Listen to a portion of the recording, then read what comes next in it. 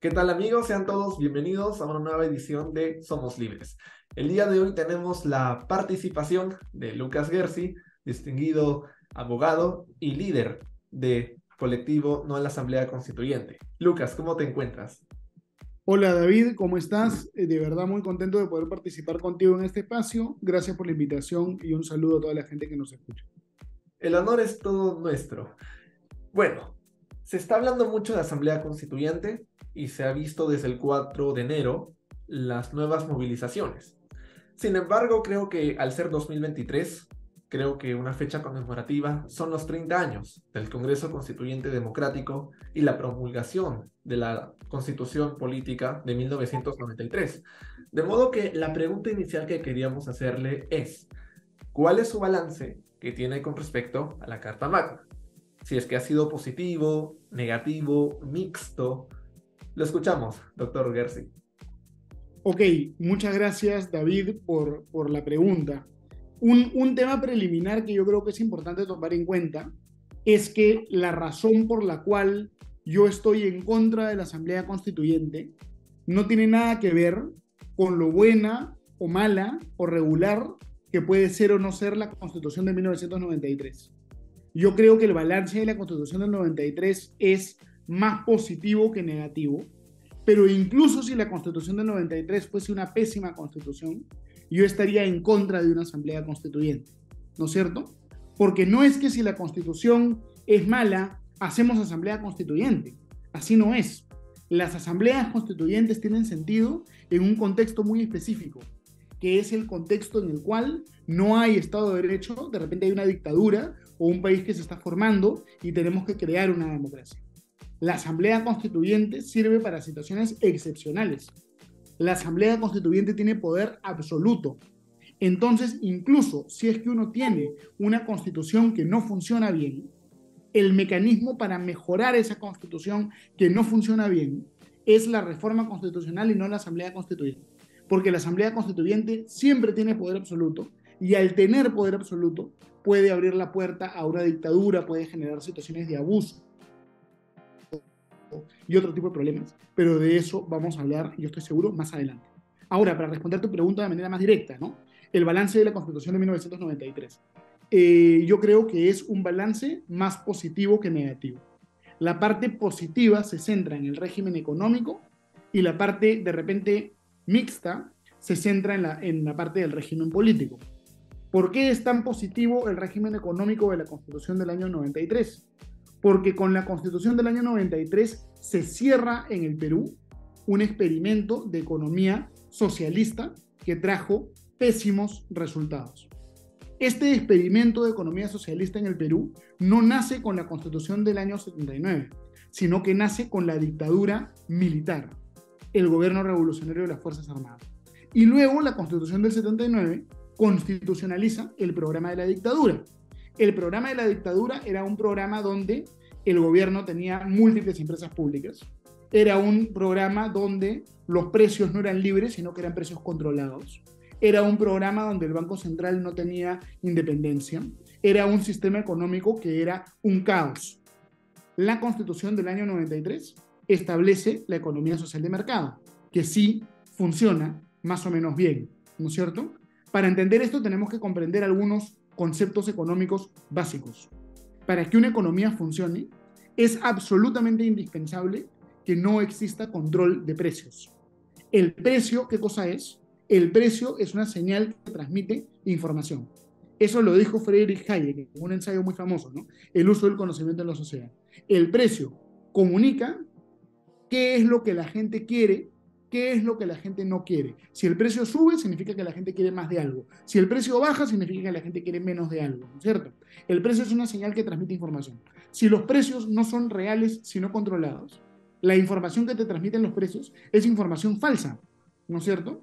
Yo no sé si la gente quiere más o menos pan, si la gente quiere más o menos azúcar. Yo tengo un precio arbitrario. Por lo tanto, si es que hay escasez de pan, yo no tengo el incentivo para remediar esa escasez. Si hay escasez de azúcar, yo no tengo el incentivo para remediar esa escasez. Por eso todas las sociedades que tienen control de precio tienen escasez, tienen cola, escasez de productos básicos. Eso es lo que había en el Perú antes de la Constitución del año 93, ¿no? Entonces, esta Constitución es positiva en primer lugar porque establece la libertad de los precios.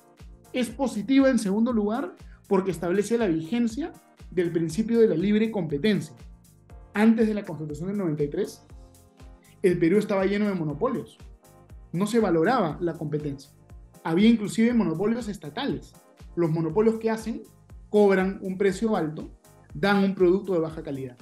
En cambio, la libre competencia lo que hace es que haya una competencia, valga la redundancia, entre empresas para tener un mejor producto a un precio más bajo y eso genera bienestar, ¿no es cierto? Entonces, punto 1, libertad de precios. Punto 2, libre competencia, lucha contra los monopolios. Punto 3, el tema monetario. En la Constitución del año 79 no había Banco Central independiente. No había derecho a usar moneda extranjera en el Perú. Lo que ocurría era que el gobierno, cuando no tenía dinero para pagar deudas de repente, o cuando quería de repente, digamos, tener una política monetaria para favorecer a un sector frente a otro, imprimía dinero. Y eso generaba una hiperinflación, ¿no? La Constitución del 93 no solucionó el problema de la hiperinflación al generar un banco central independiente. Entonces, muy positivo. Esta Constitución ha permitido que el Perú tenga una clase media y que el Perú progrese mucho económicamente respecto de lo que era antes. Y si no somos capaces de darnos cuenta de eso, realmente que no estamos teniendo un análisis mínimamente, digamos, real de los sucesos históricos de nuestro país, ¿no? Esa es la parte positiva. La parte no tan positiva, de repente, es la parte del régimen político, ¿no? Ahí hay que mejorar algunas cosas.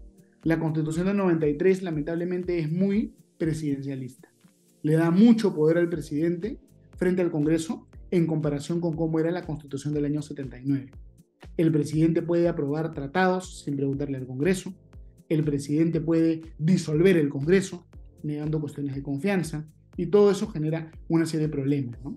El presidente puede nombrar generales, almirantes, embajadores sin confirmación del Congreso, ¿no es cierto? Además, como el Congreso es unicameral, es un Congreso débil, porque no se da abasto para todo lo que tiene que hacer. Cuando el Congreso tiene que nombrar magistrados del TC, se demora mucho. Cuando tiene que nombrar contralor, se demora mucho. Entonces, la parte económica de la Constitución del 93 le podemos poner de nota, yo creo, 18, ¿no? La parte política de la Constitución del 93 creo que le podemos poner de nota 14, ¿no? 13. Ahí no estamos tan bien y tenemos que tener una reforma política en nuestro país. Sí, ahí tienes mucha razón, estimado, porque, por ejemplo, el académico Yusuke Murakami hablaba, ¿no?, del aspecto político. Se le dio un peso más significativo al presidencialismo, porque antes había Cámara de Senadores y podían escoger mediante consenso, no solo al magistrado del TC, sino también a los embajadores, a los altos generales. Y como es un Congreso unicameral, solo queda potestad del presidente. Creo que ahí tiene muchísima razón y es importante buscar la reforma. Y para ir a la segunda pregunta, creo que nosotros debemos evaluar los 6 títulos que existen en la Constitución. Si hay una población que considera controversial, tal vez negativo o mixto el balance de la Carta Magna, debe haber algún título en específico de los 6 que resulta ser problemático. ¿Cuál cree usted que es, dentro de los 6, el que más debate político genera? Bueno, a ver, hay dos preguntas distintas, ¿no? Una pregunta es cuál es la parte de la Constitución que más debate genera y la otra parte es cuál es la parte de la Constitución que deberíamos reformar, ¿no es cierto? De repente la izquierda quiere plantear un debate sobre el modelo económico, pero esa es la parte de la Constitución que no hay que reformar, esa es la parte de la Constitución que está bien en general. La parte de la Constitución que debemos nosotros modificar es la parte de la estructura del Estado, ¿no? La parte, digamos, orgánica. Deberíamos nosotros tener bicameralidad. Deberíamos nosotros tener un Congreso de la República que se escoja de repente de otra forma. El problema que tiene el Congreso también es que al escogerse el Congreso al mismo tiempo con el presidente, eso debilita al Congreso frente al presidente, ¿no es cierto? Porque los partidos políticos lo que hacen es son como vientres de alquiler, cada 5 años cambian de nombre, cambian de símbolo, y no hay de verdad un control de la ciudadanía y no hay un trabajo institucional de los partidos. Por eso lo ideal sería que la mitad del Congreso se escoja a la mitad del periodo presidencial, de manera tal que si el presidente de repente no lo está haciendo muy bien, ese presidente puede perder su bancada. O de repente, si el presidente lo hace muy bien, ese presidente refuerza su bancada. Y eso nos da más gobernabilidad, ¿no? Entonces, el cambio que nosotros requerimos es un cambio en la parte principalmente orgánica de la Constitución. Sí, desde luego, porque muchos se ponen a pensar tal vez, ok, el último capítulo, pero apenas tiene el artículo de reforma constitucional, el primero, pero es más que nada los derechos y responsabilidades del ciudadano. Entonces, en general el debate va más al aspecto económico y político, ¿no? El tercero y el cuarto. Creo que Probablemente. ahí sí tienes mucha razón, porque es lo que se está viendo actualmente en el Parlamento. De modo Ujú. tal que llegamos, ok, tenemos estos títulos, pero ¿quiénes son aquellos actores políticos que cuestionan? Bueno, de todas las críticas que puede hacer la izquierda peruana hacia la Constitución, sabemos que la gran mayoría son falsas, pero ¿usted cree que hay alguna verdad en ellas para que se persista conforme pasa el tiempo una postura intransigente salvo el cambio de Constitución? Y en caso que cree que haya una mínima verdad entre estas críticas, ¿cuál sería? A ver, digamos, yo creo que no hay ninguna verdad, la verdad, en estas críticas, ¿no? En el Perú, lo que nosotros tenemos lamentablemente es una tradición de muy débil institucionalidad. Y la tradición de débil institucionalidad que tenemos tiene que ver con lo que podríamos denominar la constitución caudillista. En el Perú, cuando caía Gamarra, había que eliminar la constitución de Gamarra, porque todo lo que había hecho Gamarra era malo, ¿no? Cuando caía, de repente Leía, había que borrar del mapa la constitución de Leía, porque todo lo que hacía Leía era mal, ¿no es cierto? Digamos, en el Perú nosotros tenemos una visión de la política muy tribalista, muy ad hominem, donde al caudillo que a nosotros no nos gusta, o el caudillo caído en desgracia, hay que borrar todo lo que hizo solo porque lo hizo ese caudillo, ¿no es cierto? Cae Gamarra, entonces linchamiento a Gamarra. Cae Leguía, linchamiento a Leguía. Cae Odría, linchamiento a Odría. Cae Fujimori, linchamiento a Fujimori. Entonces lo que nosotros estamos viendo en el Perú, en el sur del Perú, es eso, ¿no es cierto? ¿Por qué es mala la Constitución? Porque es la Constitución de Fujimori. ¿Qué dice la Constitución? No sé, francamente no me importa. ¿Por qué quiero cambiar la Constitución? No sé, francamente no me importa. La quiero cambiar porque yo estoy en contra de Fujimori y de lo que significó el Fujimorismo.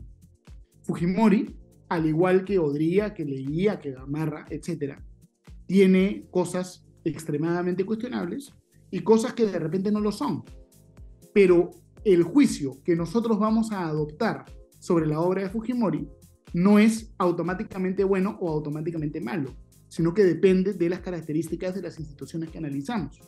Entonces acá el problema es que hay un grupo de gente, ¿no es cierto?, que cuando cayó Fujimori dijo, tenemos que cambiar la constitución de Fujimori solo porque es la constitución de Fujimori.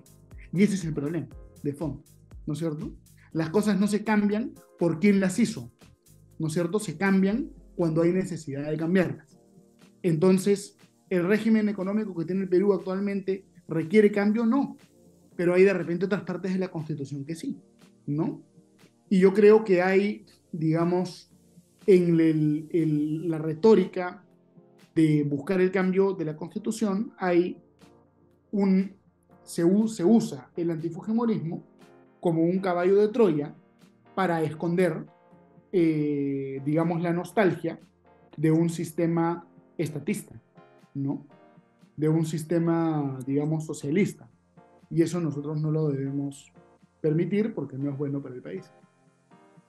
Además, cabe mencionar que la firma de Alberto Fujimori ya no está en la Constitución política. Y Ujú. quienes redactaron la Constitución no fue unilateralmente Fujimori, porque han habido 10 bancadas democráticamente electas y 9 de ellas fueron oposición y necesitaban llegar a los 2 tercios para poder hacer o aprobar una reforma. De modo tal que ahí podríamos también argumentar que la izquierda peruana se equivoca al llamarla plenamente Constitución de Fujimori.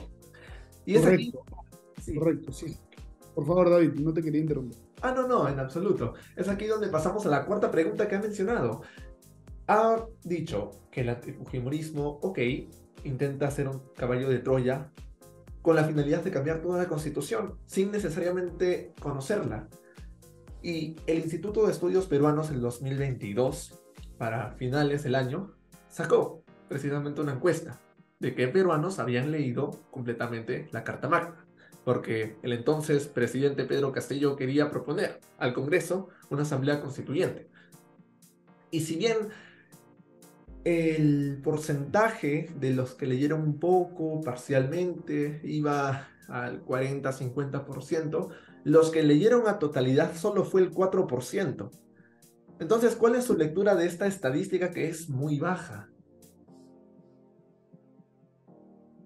A ver, antes de entrar a ese tema, solo quiero incidir en un hecho, ¿no? La Constitución, efectivamente, ya no tiene la firma de Alberto Fujimori, pero ese es un tema finalmente simbólico. Lo más importante es que la Constitución ha sido modificada multitud de veces, ¿no es cierto? Entonces, no es que estemos congelados en los años 90. Prácticamente todos los congresos modifican algunos artículos de la Constitución. Entonces, la Constitución está permanentemente siendo objeto de cambio, de revisión, ¿no es cierto? Lo que pasa es que para cambiar alguna parte de la Constitución hay que tener consenso. Cuando la ultraizquierda pide asamblea constituyente, ellos quieren poder absoluto para cambiar la Constitución como sea, sin tener que convencer. En realidad es una trampa. Cuando tú les dices qué cosas quieres cambiar de la Constitución, se quedan calladitos, porque lo que ellos en realidad quieren cambiar de la Constitución es volver al control de precios, volver a las empresas estatales, debilitar el Banco Central de Reserva para que haya inflación. Ellos lo que quieren es que haya reelección presidencial. Irónicamente, muchas de las cosas que ellos quieren eran cosas que hizo Fujimori en su momento, ¿no es cierto? Y las cosas malas del gobierno de Fujimori son las que volverían si hubiera asamblea constituyente, como la reelección presidencial, ¿no? Entonces ahí hay una ironía enorme, ¿no? Hay una ironía así enorme. Y finalmente, tenemos que siempre estar a favor de la democracia, del Estado de Derecho y en contra de la dictadura, venga de donde venga. Venga vestido de rojo o de azul, venga de un sector, venga del otro. Si tenemos consistencia, coherencia, moral, tenemos que estar en contra de todos los autoritarismos siempre, ¿no es cierto? Ese es un tema. Ahora bien, ¿no? Con relación a este tema del IEP, ¿no? La verdad es que cuando la Constitución se cambia permanentemente, cuando las constituciones son pues inestables, la gente no las conoce, ¿no es cierto? Lo que el Perú tiene que hacer es, tiene que buscar que haya más estabilidad en la Constitución. Si es que todo el rato, cuando cambian los gobiernos, cambian las constituciones, ya no se le tiene respeto a la Constitución, sino que la Constitución se vuelve una especie de documento asociado con una facción política. En el Perú la tradición es que había la Constitución de Gamarra, luego la de Echenique, luego la de Castilla, luego la de Odría. La Constitución tenía nombre propio, entonces nadie la respetaba, ¿no es cierto? Y seguimos un poco en eso. Nosotros tenemos que transicionar de esa Constitución con nombre propio a una Constitución que sea la Constitución del Perú. Y para eso es que tenemos que decirle no a la Asamblea Constituyente. Y si la Constitución es un poco más antigua, llega más recorrido, la gente le va a empezar a respetar más y a leer más. Tengamos en cuenta que la gente que redactó la Constitución del 93 sigue viva todavía. Esta es una Constitución muy nueva. Para que la gente le empiece a respetar más y leer y conocer, se requiere distancia constitucional. Entonces, por eso es tan importante que las constituciones pervivan en el tiempo, ¿no es cierto? La Constitución de Estados Unidos, la gente la reverencia, la conoce porque es muy antigua. Y lo mismo es lo que deberíamos buscar tener en el Perú, ¿no? Sí, en efecto, creo que parte de la predictibilidad jurídica y del respeto intrínseco a las instituciones es el respeto a la constitución política, más allá del número, más allá del apellido. Y creo que ahí sí hay un deber para la ciudadanía de informarse, ¿no? Antes de caer en una retórica, en un colectivo ciudadano y buscar, ¿no? Una especie de polarización tan extrema como el que estamos viviendo actualmente. Así que Correcto. desde nuestra campaña o desde nuestra tribuna con las redes sociales o en sí desde nuestro distrito, ¿qué se puede hacer para contribuir con esta campaña en contra de la Asamblea Constituyente? Más allá de, obviamente, seguir el colectivo no de la Asamblea Constituyente. Bueno, nosotros a lo largo de año y medio aproximadamente hemos recorrido la mayoría de regiones del país buscando firmas en contra de la Asamblea Constituyente y hemos obtenido más de 1 millón de firmas. La verdad ha sido pues un trabajo muy intenso, notable en casi todo el Perú. Ahora que ha caído el gobierno de Pedro Castillo, estamos evaluando si es que se continúa con la recolección de firmas o si no se continúa, pero de todas maneras va a haber un trabajo, digamos, informativo. Vamos a seguir con foros, con conferencias, con actividades académicas y siempre en defensa del Estado de Derecho, ¿no? Eso de todas maneras. Sí, de ello no cabe dudas. De modo tal que podríamos seguirlos en redes sociales, podríamos estar a lo mejor acompañándolos en alguna conferencia, tal vez en un meeting, allí, siempre haciendo voz en contra de la Asamblea Constituyente. Así es, definitivamente. Muy bien. Así que vamos entrando a las dos últimas preguntas. Tiene que ver con los esfuerzos que se intentaron fallidamente desde el Ejecutivo. Como nosotros sabemos, el 2018, ya pasaron 5 años, porque es 2023, renunció Pedro Pablo Kuczynski, hubo cierto enfrentamiento con el nuevo vicepresidente Martín Vizcarra, y él junto a Alan Wagner intenta crear una comisión para evaluar y proponer soluciones a la crisis que ya se estaba acentuando cada vez más.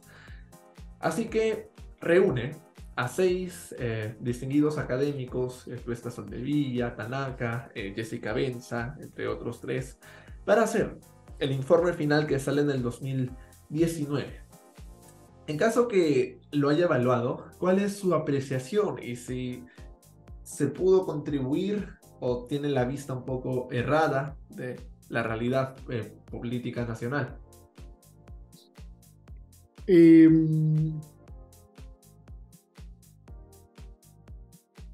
No recuerdo exactamente todas las conclusiones de ese informe final. Recuerdo algunas y David, si tú me puedes ayudar a recordar alguna de las propuestas que estaban ahí, te lo agradeceré. Lo que yo sí quiero comentar es que en general me parece que esta comisión de alto nivel no planteó reformas que más que resolver los problemas del país, agravan los problemas del país, ¿no? O reformas que no contribuyen en nada a resolver los problemas que tiene el Perú, ¿no? Por ejemplo, una propuesta que fue promocionada con bombos y platillos como si fuese la solución mágica para el Perú, era esta propuesta tan extraña de elecciones primarias abiertas y simultáneas, ¿no? Esa propuesta de elecciones primarias abiertas y simultáneas que proviene de Argentina, la verdad yo creo que no es nada que pueda servirnos a tener más estabilidad política. Más bien se presta a la manipulación, ¿no es cierto? Los partidos políticos en el Perú casi no tienen afiliados. Si es que tú haces una elección abierta, simultánea, se presta a que algunos partidos políticos causen estragos en otros. Por ejemplo, si hubieran elecciones primarias abiertas, yo podría juntar a todos mis amigos y por molestar, mandarlos a todos a votar a las elecciones de Perú Libre, ¿no? O de repente la gente del partido aprista, por poner un ejemplo, por molestar, se va a votar a la elección del PPC para sabotear, ¿no? O al revés, los del PPC van a votar a los del APRA, ¿no? Entonces, ¿de dónde ha salido esta idea tan disparatada? De que cualquiera pueda votar en cualquier elección, ¿no es cierto? La gente que no tiene nada que ver con el partido aprista, ¿por qué va a ir a molestar votando en las elecciones primarias del partido aprista? Cada partido, en ejercicio de su libertad de organización, tiene que definir cómo se llevan a cabo sus elecciones primarias. Esto de elecciones primarias abiertas es una cosa pues que la verdad me resulta pues insólito y que no contribuye a ayudar a resolver los problemas del Perú. Otro problema que yo creo que es insólito es el financiamiento público de los partidos políticos, ¿no? A estos politólogos caviares, perdonen el uso del término, con cariño, ¿no? Les encanta que los partidos políticos se financien con dinero público. Eso a mí me parece una aberración. ¿Por qué de mis impuestos se le va a dar dinero a Vladimir Cerrón, que está en contra de todo lo que yo pienso? Es una barbaridad. Una persona antifujimorista se saca la mugre pagando impuestos y sus impuestos van a Keiko, a financiar actividades partidarias. Eso está mal. Los partidos políticos tienen que financiarse con el dinero de sus simpatizantes, no con el dinero del Estado. Entonces, por donde se le vea, yo creo que estas reformas políticas son equivocadas, ¿no? Y las reformas políticas importantes, necesarias, no se tocaron, ¿no? Lo importante que es, por ejemplo, que el Congreso se escoja por mitades, por tercios, no se tocó. Otro tema importante, ¿no? Distritos uninominales, reducción del tamaño de los distritos electorales para que no haya cientos de candidatos en una elección, ese tema tampoco se tocó, ¿no? Entonces creo que finalmente fue equivocado, ¿no? Lo que se planteó en este informe. No sé si tú te acuerdas, David, de qué otras propuestas había en este informe. Sí, me parece, en primer lugar, interesante que la comisión haya intentado evaluar la realidad nacional. Creo que con cifras estadísticas y con un marco un poco más profesional, académico, intentaron evaluar los puntos más frágiles. Creo que ahí acertó, pero no acertó en las propuestas para poder impulsar unas instituciones más fuertes, como por ejemplo el tema de la paridad, que se exigió sin algún grado de instrucción, sin previas elecciones internas, pero solo por el simple hecho de el género, imponer el 50% de las listas parlamentarias y también la fórmula presidencial con varones y mujeres 50-50%. Creo que esto también resultó muy problemático porque atacaba directamente a la meritocracia y no era así una forma para fortalecer el rol de la mujer en la política. Y creo que este error también lo cometió la Convención Constituyente en Chile en 2021, cuando intentó imponer la ley de paridad, pero nuevamente fue rechazada. Tenía otros tópicos como la bicameralidad, pero con una función un poco diferente.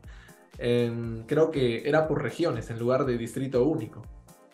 Y si bien el tema de financiación venía más por los escándalos de aportes privados en la campaña de Keiko en el 2011, del PPC del 2006-2011.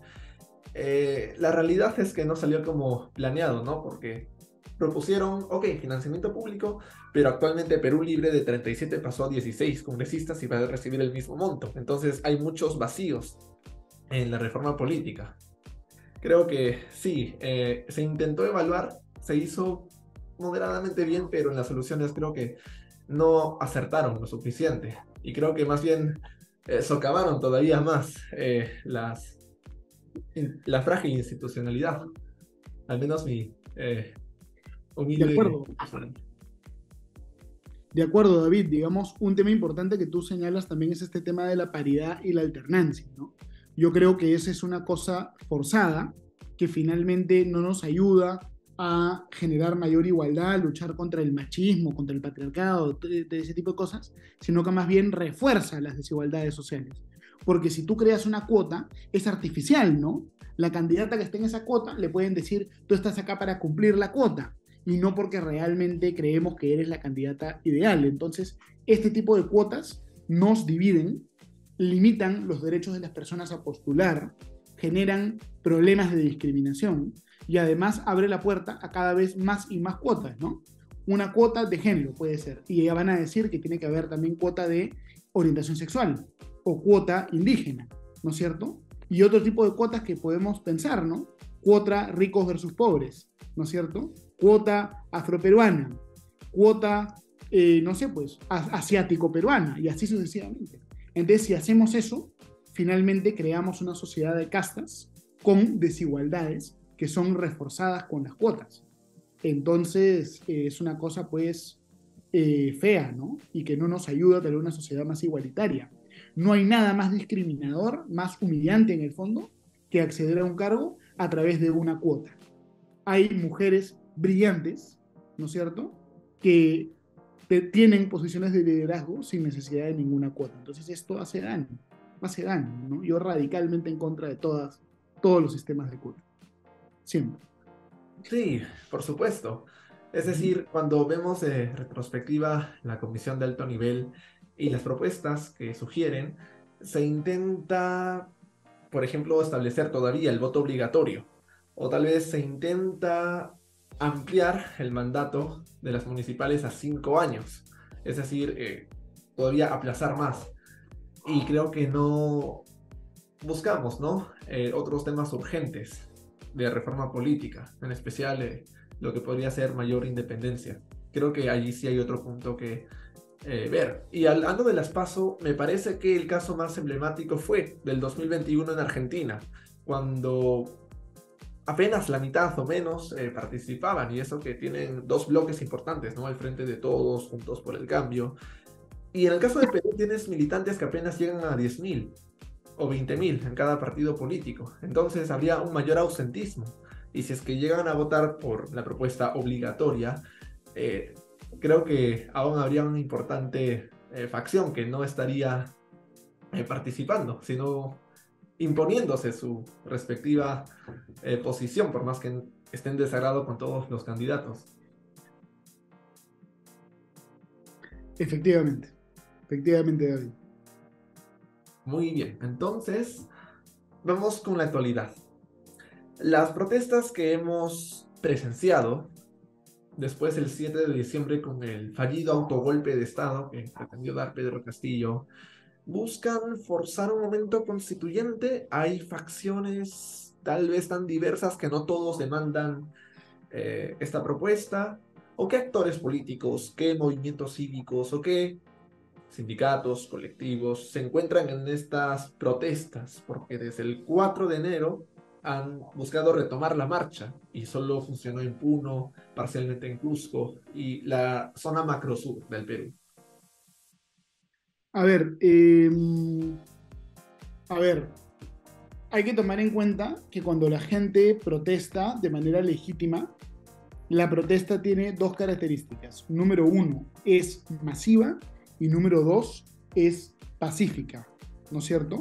Las protestas, digamos, espontáneas, sociales, son masivas y son pacíficas.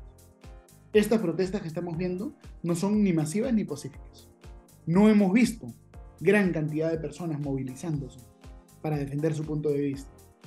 Lo que hemos visto, por el contrario, son pequeños grupos de personas muy violentas, llevando a cabo ciertas acciones que una persona común y corriente no es capaz de llevar a cabo. Un padre de familia, una madre de familia, un estudiante, un trabajador, no es capaz de enfrentarse a la policía, incendiar una fábrica, atacar un aeropuerto, atacar, digamos, emplear explosivos caseros. Eso lo hacen cuadros políticos entrenados, ¿no?